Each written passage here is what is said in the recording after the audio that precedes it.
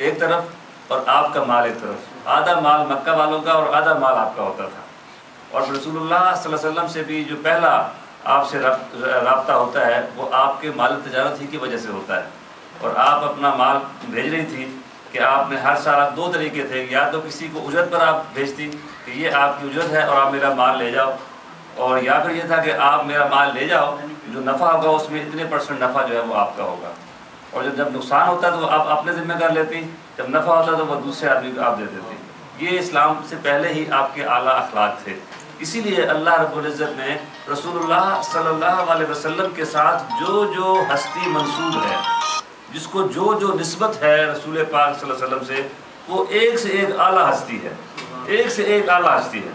آپ کے ماں باپ والدین کریمین ہوں، آپ کے رشتہ دار ہوں، آپ کے اجداد ہوں، آپ کے جو بھی شے آپ سے رب نے بعد میں منسوب کرنی تھی نا، پہلے ہی سے اس کو اعلیٰ مقام آپ نے اللہ نے عطا کر رکھا تھا۔ حضرت ابوبکر صدیق رضی اللہ تعالیٰ عنہ، جن کو آپ کا یار غار بننا تھا اور آپ کا ثانی اسنین بننا تھا، کہتے ہیں کہ اسلام لانے سے پہلے بھی کبھی آپ نے شراب کو ہاتھ نہیں لگایا تھا اور کبھی کسی بت کو آپ نے سجدہ نہیں کیا تھا۔ تو اسی طرح حضرت خدیجہ الکبریٰ جو ہیں، یہ اسلام لانے سے پہلے ہی آپ اعلیٰ صفات کی عامل تھی، اور رسول اللہ صلی اللہ علیہ وسلم سے جب آپ اس کاروبار میں آپ کے ساتھ بھیجا آپ کو اپنے مال پہ، اور ساتھ میسرہ غلام کو بھیجا، اور وہ جب واپس آئے تو اس نے راستے میں جب شام کی طرف قافلہ گیا تو راستے میں جگہ پڑاؤ ہوا، تو اسی جگہ پہ اسی گرجا کے پاس آپ ٹھہرے جہاں آپ جناب ابو طالب کے ساتھ بچپن میں جب 12 سال آپ کی عمر تھی اس وقت آپ ٹھہرے تھے۔ اب آپ کی عمر 25 سال کی تھی جب دوبارہ قافلے کے ساتھ آپ مالا جار کے ساتھ گئے تھے۔ تو اب پہلا جو راہب تھا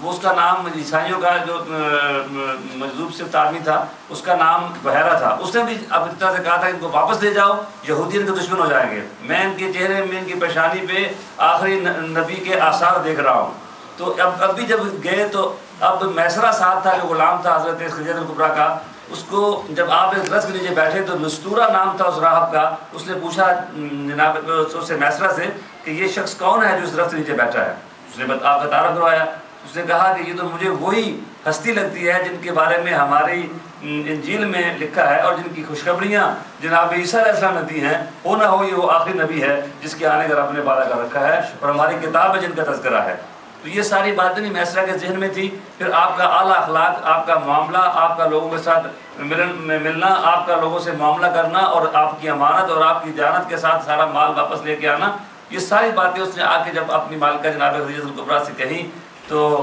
ان کے دل میں یہ خیال آیا کہ اس سے پہلے تو مکہ کے بڑے بڑے رئیس آپ کو شادی کا پیغام بھیج چکے تھے، آپ نے کسی کا پیغام قبول نہیں کیا تھا، مگر اب رب نے عجب ان کے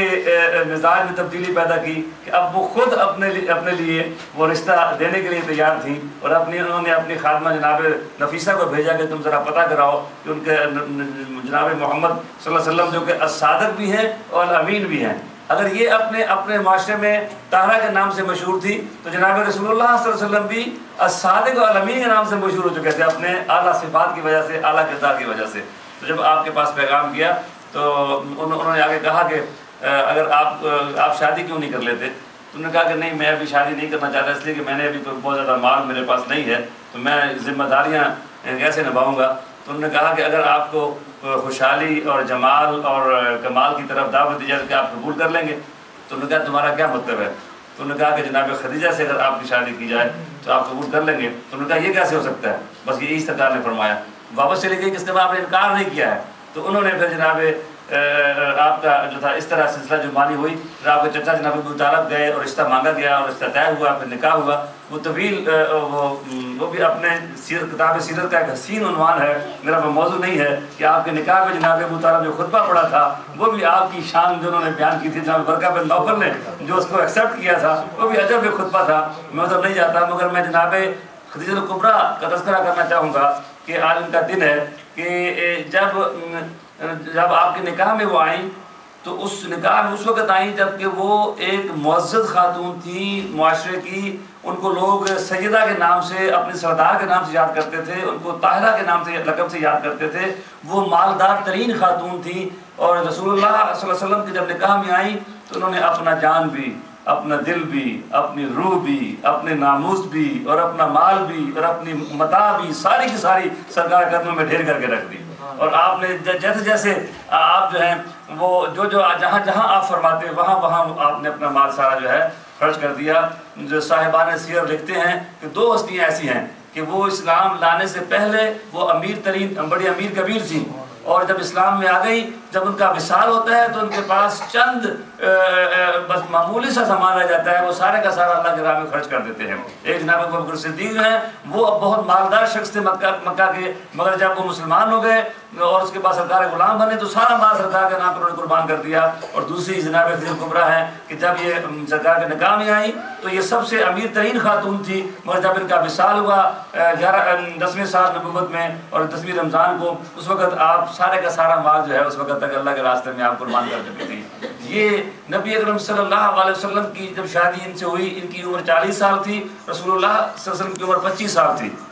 اتنا فرق تھا. اس کے باوجود آپ نے ایک کنیز بن کر سرکار کی خدمت کی، اور اپنے گھر میں ایک وفا کا پیکر بن کے آپ نے، اور اشارہ اور قربانی کا پیکر بن کے آپ نے جناب رسول اللہ صلی اللہ علیہ وسلم کی خدمت کی. وہ آپ کے اشارہ ابرو کے منتظر رہتی تھی کہ کہاں آپ کو کس شے کی ضرورت ہے، یہ میرا مال حاضر ہے. اور جب پھر 40 سال جب آپ کی عمر ہوتی ہے تو ان کی عمر 55 سال پہ چلی جاتی ہے. اس وقت جب آپ نبوت کا اعلان کرتے ہیں، سب سے پہلی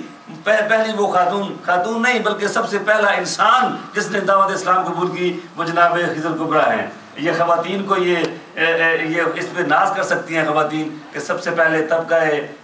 خواتین میں سے کسی نے اسلام قبول کیا، مرد اس میں پیچھے رہ گئے. سب سے پہلے جس نے اسلام قبول کیا وہ سیدہ خدیجہ کبریٰ سلام اللہ علیہا ہیں. اور آپ نے جب آپ غار حرا سے آئے اور آپ نے کہا کہ زملونی مجھے چادر اڑا دو، وہ احساس تھا اس بات کا. بعض لوگ کہتے ہیں کہ آپ ڈر گئے تھے فرشتے کو دیکھ کے. فرشتے کو دیکھ کے اگر ڈرنا ہوتا تو غار حرا میں جا کے جھونک مار کے بیٹھتے کیوں آپ؟ اگر فرشتے کو دیکھ کے ڈرنا ہوتا تو پھر وہاں پہ اس طرح مہینہ پانی اور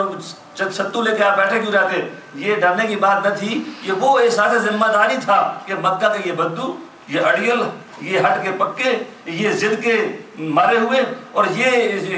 اس طرح کے برائیوں میں گھرے ہوئے، ان کو نکالنا پستیوں سے اور بلندیوں پہ ان کو لے کے جانا، ان کے ہاتھوں سے شراب کے جام چھڑوانا، ان کے پیشانیوں کو ان کی گدروں سے پکڑ کے بتوں کے سامنے سے ان کو اٹھانا اور رب کے سامنے جھکانا، یہ بڑا کٹھن کام ہے. یہ کام کیسے ہوگا؟ تو یہ احساس ذمہ داری تھا، اس سے سرکار پہ ایک ہیبت طاری کرتی تھی. آپ نے کہا زملونی مجھ پہ چادر اڑا دو. جب چادر اڑا دی، جب آپ نے بعد میں سرکار اپنی زوجہ محترمہ سے کہا کہ میرے ساتھ یہ واقعہ پیش آیا ہے، تو وہ الفاظ بھی سیرت کی کتابوں میں سنہرے روپ میں لکھے گئے ہیں کہ جناب خدیجہ کبریٰ نے کہا کہ آپ پریشان نہ ہوں،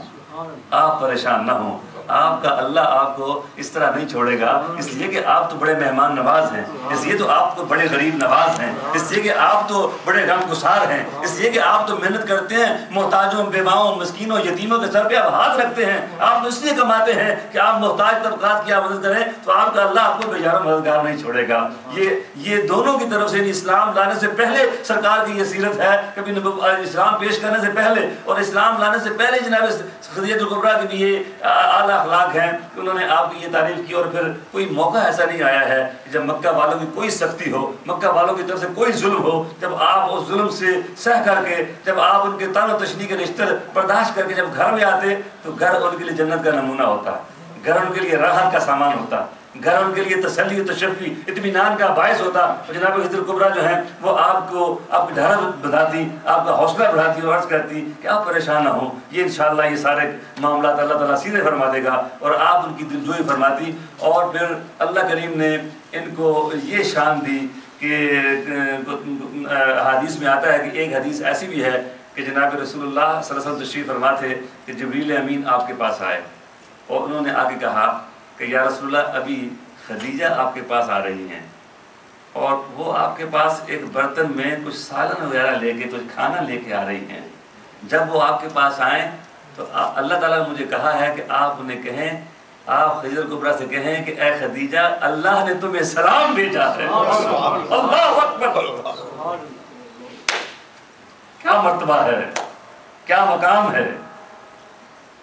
کہ اے خدیجہ تجھے اللہ نے سلام بھیجا ہے، تجھے اللہ نے سلام بھیجا ہے.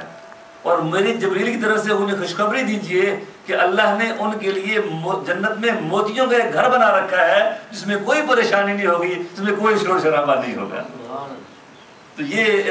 آپ کی یہ شان ہے جو کسی اور زوجہ مرغ حصے میں نہیں آئی کہ اللہ نے آپ کو سلام بھیجا کہ جناب رسول اللہ صلی اللہ علیہ وسلم کی اس قدر خدمت کی انہوں نے کہ اللہ کی بارگاہ میں وہ خدمت پسند آ گئی، قبول ہو گئی، اور اللہ نے اپنے حبیب کی اس کنیزہ کے لیے اپنی جانب سے سلام بھیجا کہ میرے حبیب کی اس خادمہ کو سلام پہنچے، اپنے خوشخبری دنیا میں ہو کہ جنت بھی ملے گی اور جنت میں ایسا گھر ملے گا جو موتی سے بنا ہوگا اور اس کی شان ہی ہوگی، کوئی اس میں شور شرابہ نہیں ہوگا، وہ امن کی اطمینان کی وہ جگہ ہوگی۔ یہ سلام سیدہ خدیجہ الکبریٰ سلام اللہ علیہا ہیں۔ یہی وجہ ہے کہ یہ روحانی اس مقام پہ، اس مرتبے پہ پہنچ چکی تھی جناب رسول اللہ صلی اللہ علیہ وسلم کی خدمت کر کے کہ اللہ نے ان کو سلام بھیجا۔ یہ قرب خدا کی یہ منزلیں تھیں کہ دنیا میں اللہ کا سلام پہنچا۔ اسی وجہ سے جناب رسول اللہ صلی اللہ علیہ وسلم ہمیشہ بہت زیادہ آپ ان سے محبت فرماتے تھے، اور ان کے وصال کے سال کو آپ نے غم کا سال قرار دیا۔ اور بعد میں آپ کی نکاح میں جو دوسری بیویاں آئیں تو کبھی بھی کسی سے بھی اللہ نے سوائے حضرت ماریہ قبطیہ کے ایک بیٹا جو آخر میں پیدا ہوا حضرت ابراہیم، اور ان کا بھی مثال ہو گیا تھا، ساری آپ کی جو اولاد ہے وہ جناب خدیجہ الکبریٰ سلام اللہ علیہا سے ہے، کسی اور سے آپ کو اللہ نے اولاد۔ حضرت بی بی عائشہ صدیقہ رضی اللہ تعالیٰ فرماتی ہیں کہ جناب رسول اللہ صلی اللہ علیہ وسلم ان کا اس قدر ذکر کرتے تھے، ان کے فوت ہونے کے باوجود اس قدر ان کا ذکر کرتے تھے کہ مجھے کسی زندہ اپنی صوت سے اتنی مجھے غیرت نہیں آئی جتنی ایک نکاح میں جو دو عورتیں ہوتی ہیں، سوکنے ہم جنہیں کہتے ہیں صوت کہتے ہیں، وہ آپس میں تھوڑی سی رنجش ہو جاتی ہے کہ ایک کے نکاح میں ہوتی ہیں کہ وہ چاہتی ہے کہ میرے حقوق زیادہ ہوں، مجھے میرا میاں زیادہ چاہے، تو آپس میں تھوڑی سی چپٹ ہو جاتی ہے۔ کہتی ہے باقی بیویوں سے کبھی مجھے پرخاش پیدا میرے دل میں، کبھی کوئی میرے دل میں غیرت نہیں آئی سوائے جناب خدیجہ الکبریٰ کے۔ کسی کا اس طرح آپ ذکر نہیں کرتے تھے جس طرح ذکر آپ جناب سیدہ کا ذکر کرتے تھے۔ کہتے ہیں ایک مرتبہ میں نے کہا کہ یا رسول اللہ صلی اللہ علیہ وسلم آپ اس بوڑھی خاتون کو یاد کرتے رہتے ہیں کہ جن کے شاید اتنی میں نے دیکھا نہیں ان کو، مگر آپ ان کے بڑھاپے میں دان بھی گر گئے ہوں گے، ان کے مسوڑے لال نظر آتے ہوں گے، اور میں جوان ہوں اور آپ میرے ہوتے ہوئے ان کا تذکرہ کرتے رہتے ہیں۔ تو کہتے ہیں سرکار جلال میں آ گئے اور آپ نے فرمایا عائشہ تمہیں پتہ نہیں ہے خدیجہ مجھ کو اس وقت اسلام لائی جب کوئی اسلام نہیں لایا تھا، اس نے میری اس وقت تصدیق کی جب لوگ میری تکذیب کر رہے تھے، اور اللہ نے مجھے ساری اولاد جو ہے وہ خدیجہ الکبریٰ سے دی ہے، کسی اور خاتون سے مجھے اللہ نے اولاد نہیں دی ہے۔ جناب ابراہیم جو ہیں وہ ماریہ قبطیہ بعد میں آپ کے نکاح میں آئیں اور بعد میں ان سے حضرت جناب ابراہیم پیدا ہوئے، اس لیے اس وقت جب یہ بات ہوئی ہے تو اس وقت یہی معاملہ تھا کہ کسی اور خاتون سے اللہ نے آپ کو اولاد نہیں عطا فرمائی ہے۔ اسی طرح فرماتی ہیں کہ آپ اکثر و بیشتر ان کا تذکرہ فرماتے، اور آپ کا جب آپ گھر میں کوئی کھانا پکتا نا تو آپ کہتے ہیں کہ ذرا پانی زیادہ ڈال لینا، شوربہ زیادہ کر لینا کہ خدیجہ کی سہیلیوں میں بھیجنا ہے۔ جب کوئی بکری ذبح کرتے گوشت گھر میں آتا تو جناب خدیجہ کی سہیلیوں تک کو وہ بھیجتے۔ ان کی ایک بہن تھی، ان کا نام تھا جناب حالہ، اور وہ کہتے ہیں کہ ایک دن مدینہ منورہ میں، یہ بھی روایت حضرت سیدہ عائشہ صدیقہ رضی اللہ تعالیٰ عنہا کی ہے، وہ کہتے ہیں کہ ایک موقع پہ ایک دن باہر آہٹ ہوئی اور کسی نے آواز دی تو جناب رسول اللہ صلی اللہ علیہ وسلم چونک پڑے اور آپ نے کہا ہو نہ ہو یہ آواز تو حالہ کی لگتی ہے، ہو نہ ہو یہ آواز تو حالہ کی لگتی ہے، یعنی یہ خدیجہ الکبریٰ کی بہن کی آواز ہے، لاؤ ان کو بلاؤ اندر، یہ ان کی خدیجہ الکبریٰ کی بہن آئی ہیں۔ تو جناب عائشہ کہتی ہیں کہ مجھے اس قدر یہ خیال آتا تھا کہ کس قدر ان سے، اور جب سرکار جلال میں تو میں نے کہا یا رسول اللہ آج کے بعد آپ جس طرح کی تذکرہ کریں ان کا میں کبھی بھی میں برا محسوس نہیں کروں گی، جس سے آپ محبت کرتے ہیں بھلا میں ان کے بارے میں، لیکن یہ ایک جو انسانی فطرت جو ہے اس وجہ سے آپ میرے ذہن میں یہ بات آئی ہے، وگرنہ اب آج کے بعد میں یہ بھی اپنے دل میں نہیں لاؤں گی، جو آپ جس طرح چاہیں آپ ان کا تذکرہ کریں۔ تو جناب سیدہ خدیجہ الکبریٰ سلام اللہ علیہا جو ہیں ان کو اللہ نے یہ مرتبہ اور یہ مقام عطا فرمایا ہے کہ اپنا سارا مال جو ہے یہ آج کی مسلمان خواتین کو بحیثیت بیوی کے یہ یاد رکھنا چاہیے کہ ان کے گھر والے جو ہیں وہ باہر اسی طرح تبھی کامیاب ہو سکتے ہیں اگر گھر میں ان کو سکون ہو۔ کوئی بھی کام کریں، سیاست کا کام ہو، سماج کا کام ہو، تجارت کا کام ہو، دین کی دعوت کا کام ہو، کوئی بھی کام ہو، اگر گھر والی اپنے شوہر کے ساتھ تعاون کرے گی، اس کا دست بازو بنے گی، اس کا حوصلہ بڑھائے گی، اس کے ساتھ چک نہیں کرے گی اور گھر میں ذرا سی بات پہ جھگڑا نہیں کرے گی، وہ شخص جو ہے وہ معاشرے میں کامیاب ہوگا۔ جناب رسول اللہ صلی اللہ علیہ وسلم کے ازواج جو ہیں، اور خصوصی طور پہ جناب خدیجہ کبریٰ سلام اللہ علیہا کا جو ان کی جو طریقہ ہے، جو سنت مبارکہ ہے، یہ بتاتی ہے انہوں نے اپنا سارا کا سارا مال جو ہے وہ سرکار کے قدموں میں ڈھیر کر دیا اور کبھی اف تک نہیں کی۔ اور اسی طرح شوہروں کے لیے بھی اس میں ایک سنت موجود ہے کہ جناب رسول اللہ صلی اللہ علیہ وسلم نے اس قدر محبت کی اپنی زوجہ محترمہ سے کہ ان کے وصال کے بعد بھی آپ ان کو یاد کرتے رہے، ان کی سہیلیوں تک کا انہوں نے احترام کیا، ان کی بہن تک کو انہوں نے ان کا جو ہے اکرام بجا لایا آپ۔ تو یہ دونوں طرف آج کا جو سبق ہے شوہروں کے لیے بھی اور بیویوں کے لیے بھی کہ گھر جنت کا نمونہ تب بنتا ہے جب دونوں طرف سے ایک دوسرے کی پاس خاطر رکھا جائے، ایک دوسرے کا خیال کیا جائے، ایک دوسرے کے دلجوئی کی جائے، ایک دوسرے کے ساتھ وفاداری نبھائی جائے، ایثار کیا جائے، قربانی کی جائے، تب جا کے یہ گھر جو ہیں جنت کا نمونہ بنتے ہیں۔ اللہ مجھے اور آپ کو عمل کی توفیق نصیب فرمائے۔ 14 پارے کے مضامین انشاءاللہ کل 15 کے ساتھ ملا کے پڑھ لیں گے۔ آج یہی میں نے چاہا کہ ہم اپنی حاضری لگوائیں اور ہم پیش کریں سلام اس ہستی کے حضور جن کو سلام عرش سے رب نے بھیجا تھا۔ ہم کیوں نہ سلام بھیجیں ان کو کہ جن کو رب نے سلام بھیجا ہے؟ ہم کیوں نہ احترام کریں ان کا کہ جن کے احترام میں اللہ کریم نے